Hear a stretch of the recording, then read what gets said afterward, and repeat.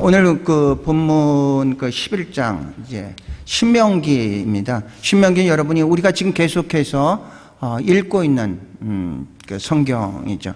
신명기는 한마디로 요약을 하면은 출애굽 40주년 모세 기념 설교 3편이라고 할 수 있습니다.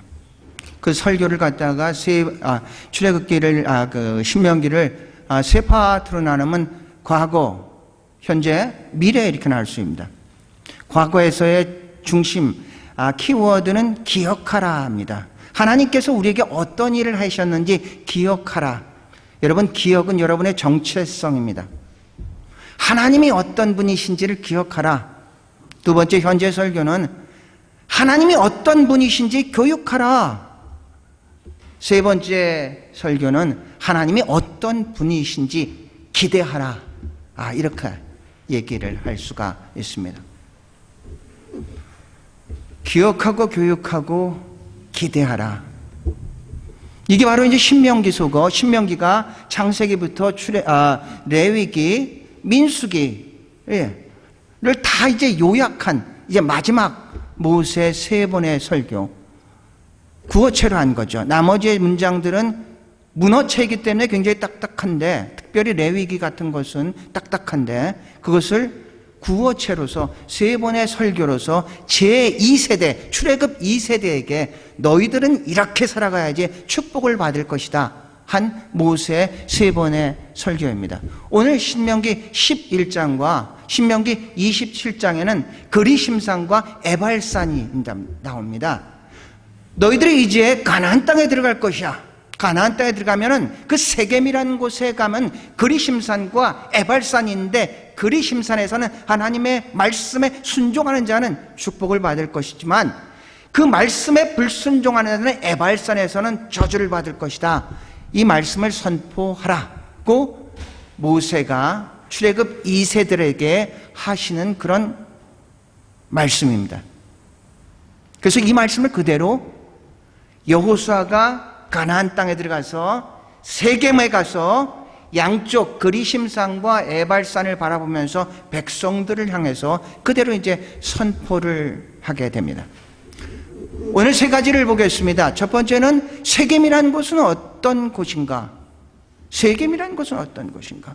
두 번째는 세겜의 양쪽에 있는 그리심산과 에발산은 어떤 산인가에 대해서 알고, 세 번째는 바르 미츠바, 바르라는 것은 아들이라는, 미츠바라는 것은 계명, 율법의 아들, 우리로 얘기하면 오늘 본문의 제목인 말씀의 아들을 얘기를 하고 있습니다. 이 3가지에 대해서 여러분과 말씀을 나누면서 피차간에 은혜를 나누기를 원합니다. 첫 번째로 세겜이라는 곳을 알아보겠습니다. 이스라엘을 영토를 하면 보통 이렇게 얘기를 합니다. 단에서부터, 북쪽으로 단에서부터 남쪽으로 부엘세바가 이스라엘 땅이라고 얘기를 합니다. 우리나라에서 백도부터 할라까지를 우리나라 땅이라고 얘기하는 것처럼 이스라엘에서는 단에서부터 부엘세바를 얘기를 합니다. 그 중심에 있는 땅이 세겜입니다.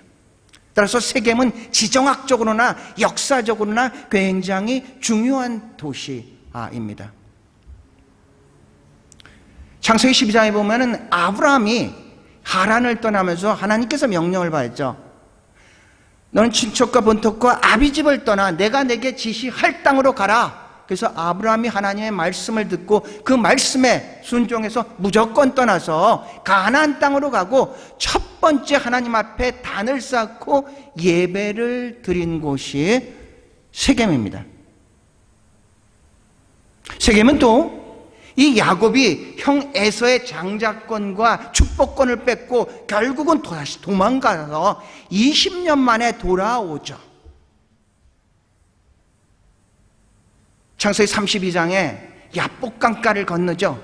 야복강가, 자기 힘으로 도저히 어쩔 수 없으니까, 그래서 야복강가를 건널 때 거기에서 천사와 싸움을 하고 환도뼈가 부러지는 그런 절대절명의 순간에도 그 천사를 놓지 않자 이제 이후로 내 이름을 야곱이라고 하지 말고 이스라엘이라고 하라. 야곱은 어떤 이게 사기꾼 이런 의미를 갖고 있는데 이스라엘은 하나님과 싸워서 이긴 자 이런 의미를 가지고 있습니다. 그리고 33장에 야곱이 다시 가나안 땅을 들어와서 첫 번째 정착한 곳이 세겜입니다. 안타깝게도 거기서 딸인 디나의 사건이 있어가지고 거기서 다시 이제 떠날 수밖에 없었던 그런 사건이 있었던 것도 이제 세겜입니다. 우리가 잘 알고 있는 이 요셉이 있습니다. 요셉은 이제 형들에 의해서 배반을 당해서 결국 애굽으로 갔죠. 그러니까 애굽으로 이 전체적인 돌아보면은 그때는 모르죠. 우리의 인생길에서는 그때는 모르죠. 왜 나한테 그런 일이 일어나는지는 그때는 몰랐는데 돌아보니까 아, 하나님 그랬군요. 우리의 민족, 우리의 가계를 살리기 위해서 저를 먼저 애굽에 보내신 거군요. 나중에 요셉이 이제 고백을 그렇게 합니다. 형들이 두려워서 요셉이 자기들을 죽일까 두려워서 그랬는데 당신들이 나를 보낸 게 아니라 하나님께서 미리 우리 가족을 위해서 미리 보낸 겁니다. 그래서 요셉, 이 다른 아브람, 이삭, 야곱 그리고 그 부인들은 헤브론에 있는 막벨라 굴에 묻힙니다. 그런데 이 요셉은 어디에 묻히냐면 죽고 세겜에 묻힙니다. 뿐만 아니라 이 세겜은 이스라엘이 남북으로 분열됩니다. 솔로몬이 나중에 죽고 나서 르호보암과 여로보암으로 해서 여로보암이 10지파를 중심으로 해서 이제 북이스라엘 차지하고 르호보암이 유다와 베냐민 지파, 베냐민 지파는 굉장히 연약하니까 유다 지파라고 생각하면 됩니다. 지파를 중심으로 해서 이제 남유다를 가져갑니다. 북이스라엘의 첫 번째 여로보암의 수도를 세운 것이 세겜입니다. 그 세겜이란 땅은 여호수아가 점령을 하고 여로보암 지파가 지배를 했었던 그런 땅입니다. 남유다는 대표는 유다죠. 유다 지파죠. 북이스라엘 10지파의 대표는 에브라임입니다. 그래서 에브라임이라 그러면 아, 이거 북이스라엘 전체를 얘기하는구나 이렇게 생각하시면 됩니다. 에브라임은 여러분이 아시는 것처럼 요셉의 둘째 아들입니다.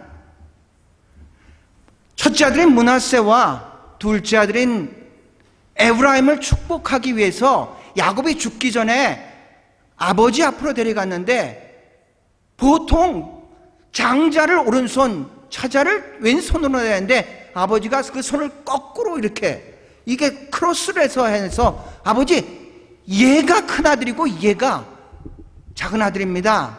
그랬더니 나도 안다 하면서 에브라임을 둘째 아들은 축복을 하고 아주 많이 축복을 하고 이제 므낫세도 축복을 하죠.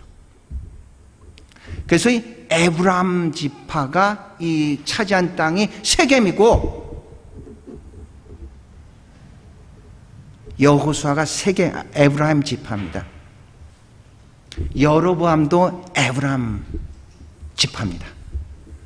그렇게 에브라임은 이 역사적으로 굉장히 중요한 도시입니다. 그 에브라임 이제 세겜에 가면은 넘겨보실래요? 세겜에 가면은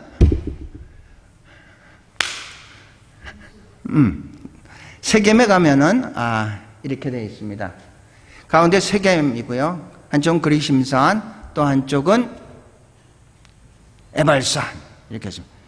그래서 모세가 말씀한 대로 여호수아가 이제 들어가서 가나안 땅을 정복해서 백성들 세겜으로 모아서 그 앞에서 그대로 모세가 이야기한 대로 그리심산 하나님의 멸수를 잘 지키는 자는 축복을 선언했고 그 다음에 하나님의 말씀에 불순종하는 자는 저주를 에발산에서 저주를 이제 선포하는 그런 예식을 이제 치르게 됩니다.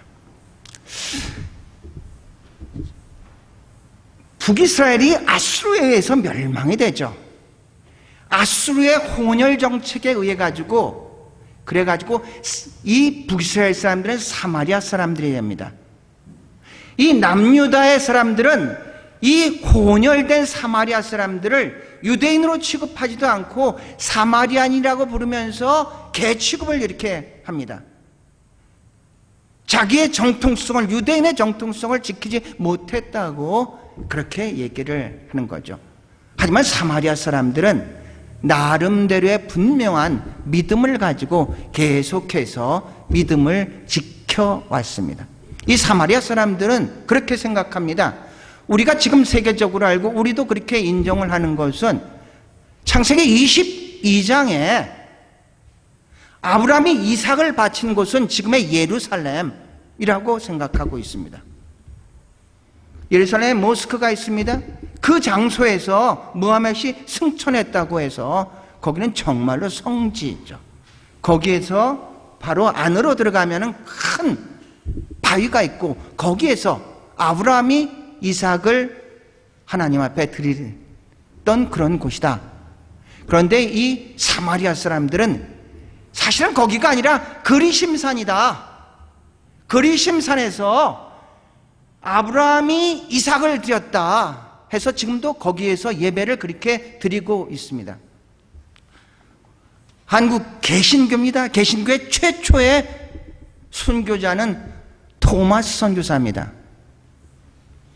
대동강에 들어왔다가 제너럴 셔먼호를 타고 왔습니다. 미국의 상선을 타고 왔다가 썰물이 되면서 갯벌에 걸리고 관군들이 그 배를 불태우고 결국은 끌려 나와서 대동강변에서 토마스 선교사가 순교를 당합니다. 첫 번째 순교를 합니다. 1866년입니다.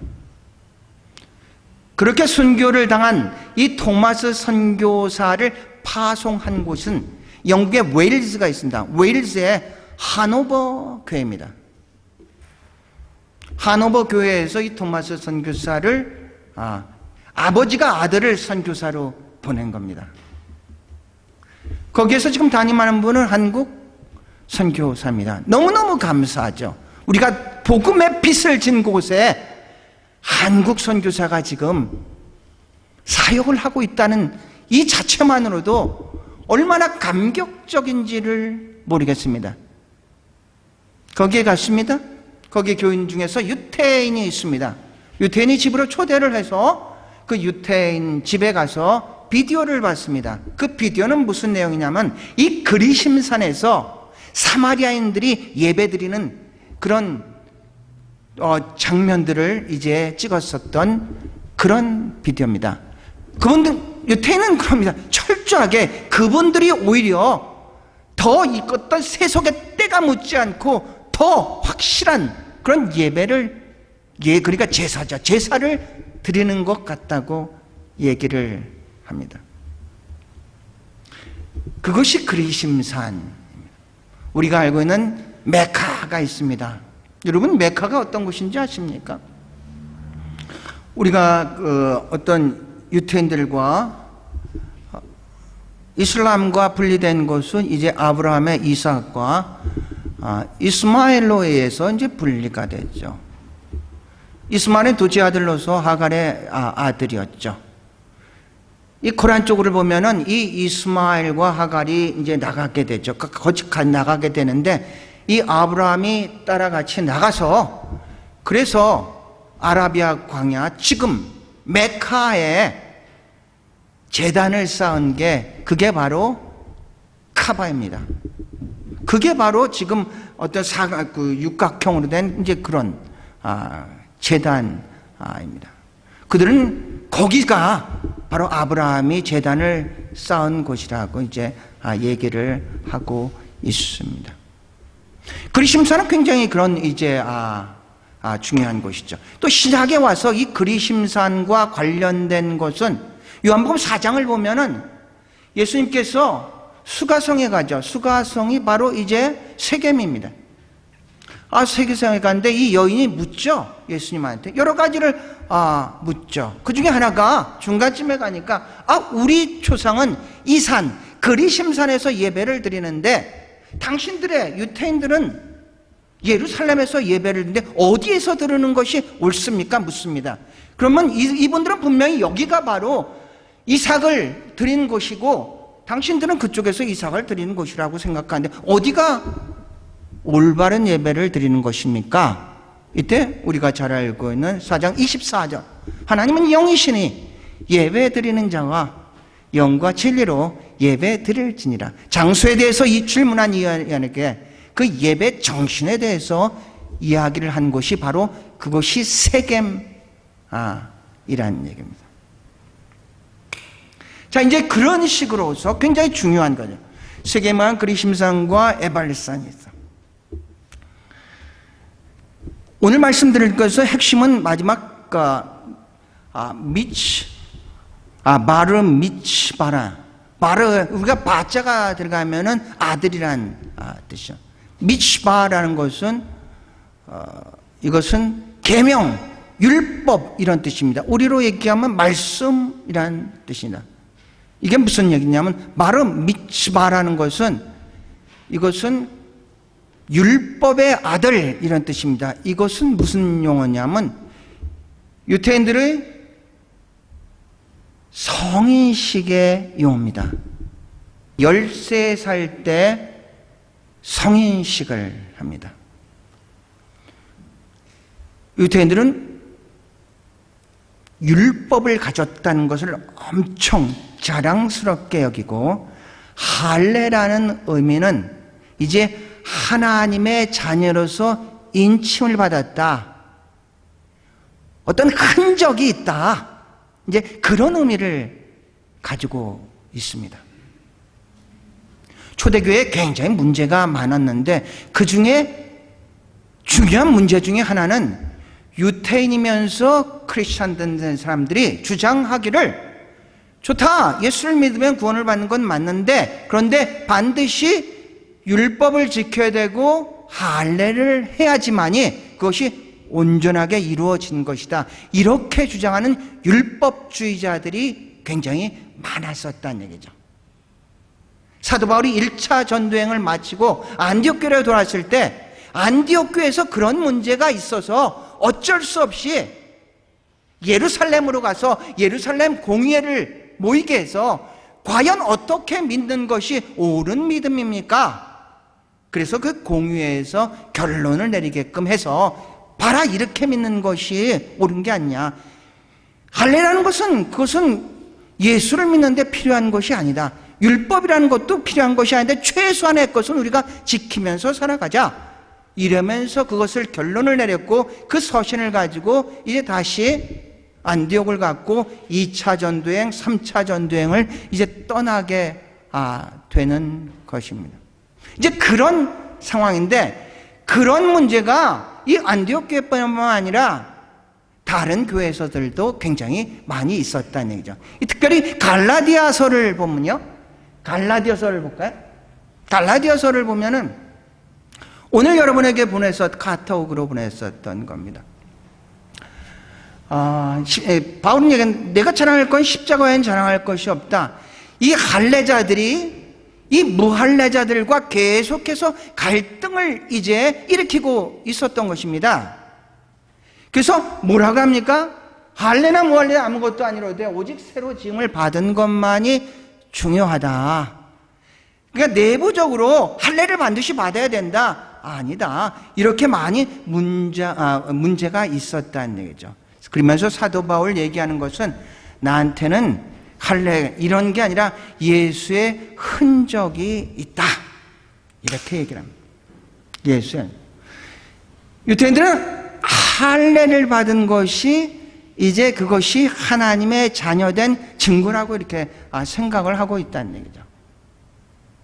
그렇다면 할례를 받지 못한 사람은 하나님의 자녀가 아니죠. 그래서 이들은 할례를 통해 가지고 이제 선민 의식을 갖게 되죠. 그런데 이들이 13세가 되면은 성인식을 갖게 됩니다.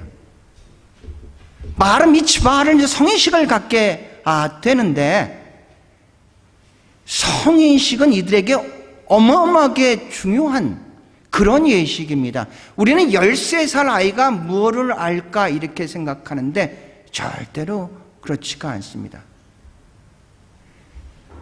이제 13살 전에는 이 아이는 부모의 아이였습니다. 사람의 자녀였습니다. 그런데 이 13살 이후가 되면서 이 아이는 사람의 자녀가 아니라 율법의 자녀가 된다는 얘기입니다. 계명의 자녀가 된다는 얘기입니다. 말씀의 자녀가 된다는 얘기입니다. 그 전까지는 부모가 이 아이를 가르쳤는데 그 다음부터는 말씀이 이 아이를 양육한다는 얘기입니다. 성인이라는 것은 누구에 의존하지 않냐고 자기 스스로 선택하고 결정하고 책임까지 질 수 있는 그런 사람을 성인이라고 얘기를 합니다.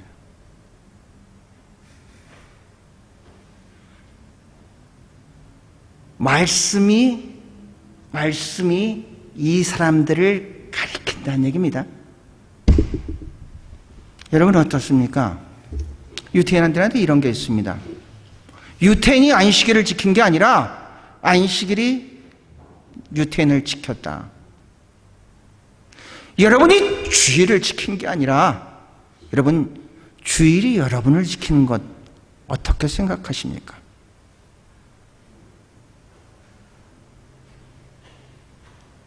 시간의 기준이 분명히 있기 때문에 그 기준이 우리의 삶을 이끌어가는 거 아닙니까? 우리는 이렇게 얘기를 하죠. 말씀을 읽는다.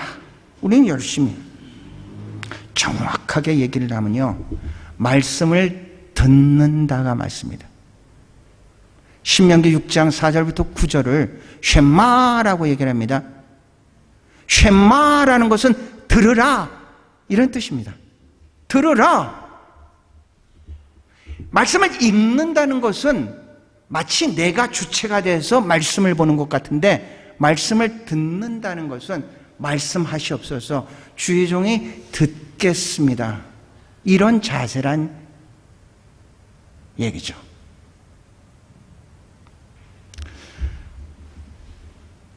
사랑하는 성도 여러분, 성인이라는 것은 스스로 선택할 수 있는 자유가 있습니다. 여러분, 선택은 자유이지만 선택의 결과는 자유가 아닙니다.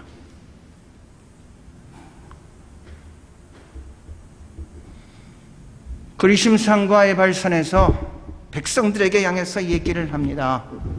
너희들이 정말로 이 말씀대로 살면 분명한 축복을 받을 것이고, 이 말씀을 불순종하면 너희들은 저주를 받을 것이다. 너희들은 그렇게 살아가야 될 것이다, 이야기를 하죠. 그리고 이들은 선택을 해야죠. 우리의 삶은 작고 큰 선택의 연속으로 지금까지 왔습니다. 어제의 선택이 오늘의 나를 만들었고, 오늘의 선택이 내일의 나를 만들 것이라는 얘기입니다. 그렇게 선택은 여러분이 하지만 그 결과는 여러분의 자유가 아니라는 얘기입니다. 자유에는 반드시 책임이 따르게 되죠.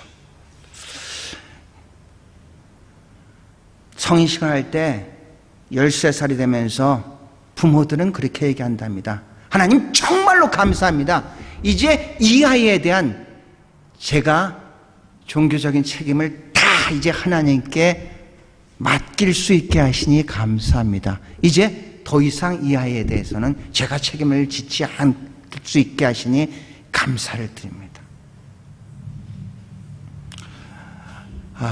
에디가 이제 지난주에 가서 그리고 수도원 갔다가 어제 이제 다시 학교로 복귀를 했다고 이제 연락이 왔습니다. 멀리 떨어져 있으니까 많이 여러 가지 근심이 되고 걱정도 되죠. 여러분도 다 마찬가지겠죠. 하지만 제가 해줄 수 있는 건 아무것도 없고 이 아이의 신앙이 말씀이 이끌어가는 삶으로 살아갈 수 있게끔 기도해 주는 것뿐이는 없죠.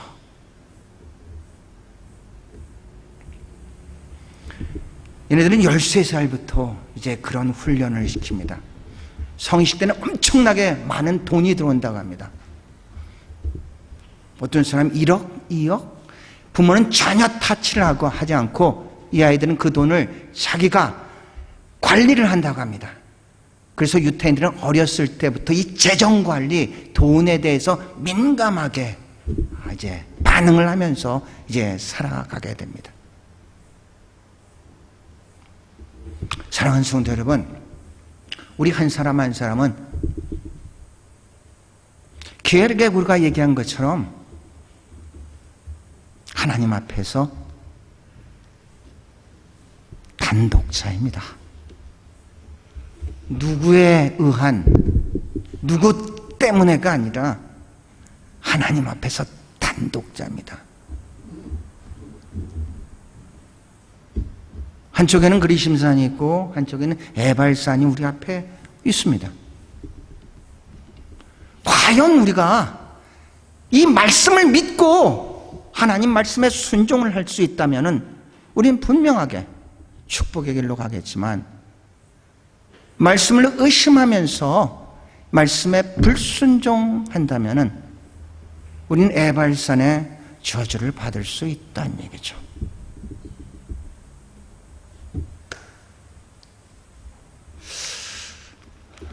말씀을 마칩니다.